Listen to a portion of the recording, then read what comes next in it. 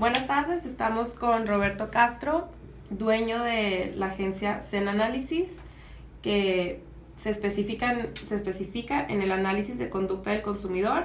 Roberto ya es un experto en el tema, tiene 23 años en el área. Muchas gracias por recibirnos. Mucho gusto. Vamos a hablar del escalamiento multidimensional, que también lo llaman como mapa de posicionamiento. ¿Nos podrías definir en tus palabras para qué se emplea este análisis de la información de investigaciones de mercado?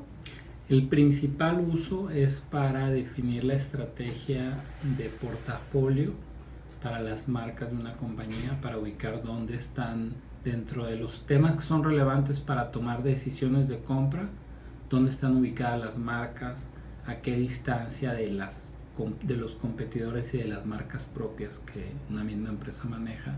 Entonces tú, en base a los espacios que se generan en esos espacios multidimensionales, puedes definir una estrategia de cómo mover tu marca o desmarcarla de tus propias marcas y meterla a mercados ya sea de nichos o mercados muy grandes. En esos mapas no nada más ubicas marcas, ubicas también a las proporciones que hay del mercado, a los segmentos de mercado, los puedes ubicar en ese mapa como esferas y puedes ubicar la posición exacta que tiene cada una de las marcas. Ok.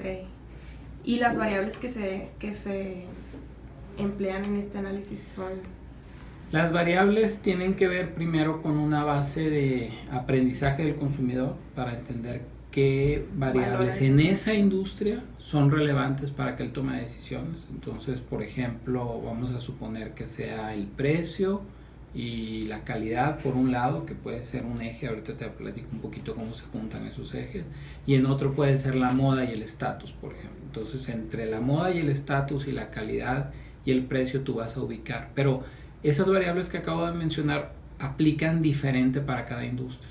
Algunas industrias son esas variables, para otras entonces no es que existan las variables, sino más bien es encontrarlas que son relevantes para la toma de decisiones, y en función de ellas vas a ubicar a los consumidores y a las marcas. O sea, se requiere un estudio previo para se requiere un estudio, claro, se requiere un estudio primero cualitativo para entender las variables, y después de que tú defines las variables ya haces como un análisis de información, tanto numérico, primero cualitativo, luego numérico, para definir cuáles son los ejes con los que tú vas a poder representar un mapa multidimensional.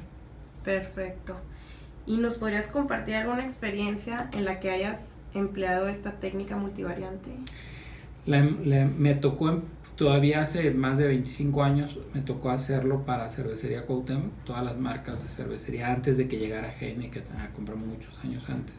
Justo después de la fusión de Cervecería Cuauhtémoc con Cervecería Moctezuma, se hizo todo este análisis de multivariante para definir la estrategia de portafolio.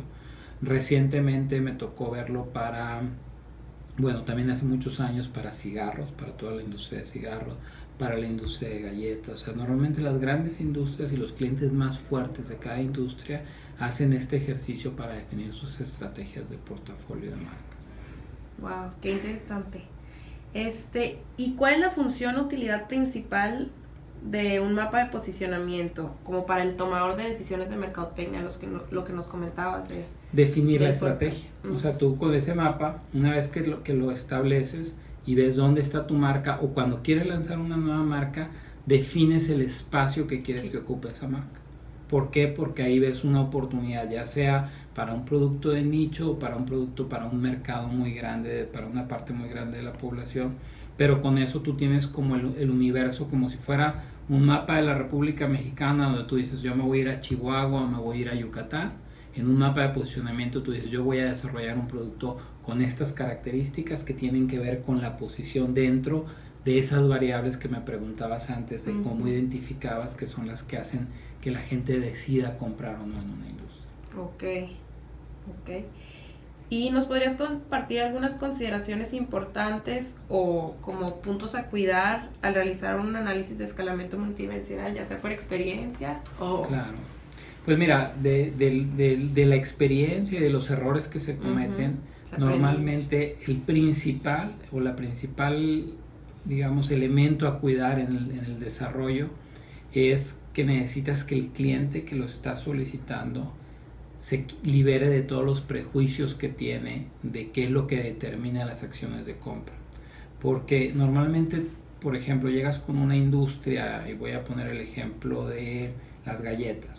Entonces la gente que está dentro de la empresa lleva muchos años y tiene ya una forma de pensar y asumir que con determinadas variables se toman las decisiones de compra.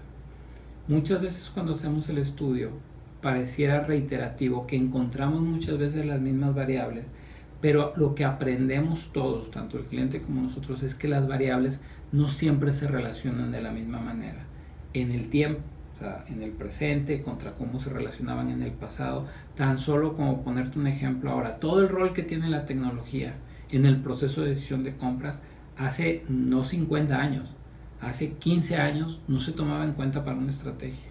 No existían las redes sociales. Hoy tú ya no puedes imaginar el desarrollo del posicionamiento de una marca sin utilizar los medios electrónicos. Son variables que ni ellos como clientes ni nosotros como proveedores teníamos considerados en la ecuación. Entonces necesitas entrar con la mente totalmente abierta a un proceso, como marca, como administración de negocio, para poder reconfigurar o entender en un nuevo lenguaje la forma en la que vas a leer la estrategia de tus marcas.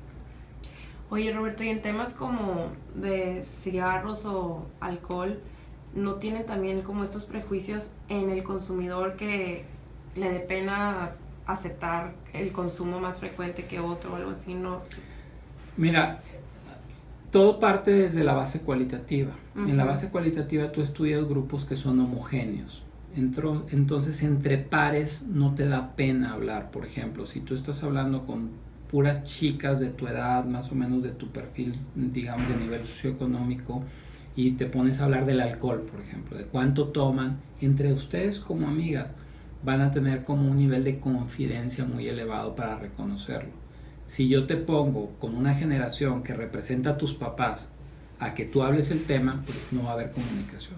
Entonces lo que nosotros tratamos de hacer es de formar grupos homogéneos que sean moderados por una persona que tenga mucha empatía con ellos, para que entonces podamos profundizar en esos grupos homogéneos, identificar las variables que después vas a cuantificar en la población. Entonces de esa manera evitas el sesgo. Si hay temas que son muy delicados, por ejemplo, todo lo que tiene que ver con temas de enfermedades de transmisión sexual, por ejemplo, que se hacen a veces para empresas farmacéuticas, ese es un tema que no puedes tratar en grupos, lo tienes que tratar de manera individual. Pero para todo hay una técnica de cómo abordar un tema y cómo evitar ese sesgo que tú citas, que puedes tener, el que me da pena reconocer. Y hay técnicas de investigación para que tú puedas proyectar sin reconocer que tú eres el sujeto que está expresando una emoción. Ok, perfecto.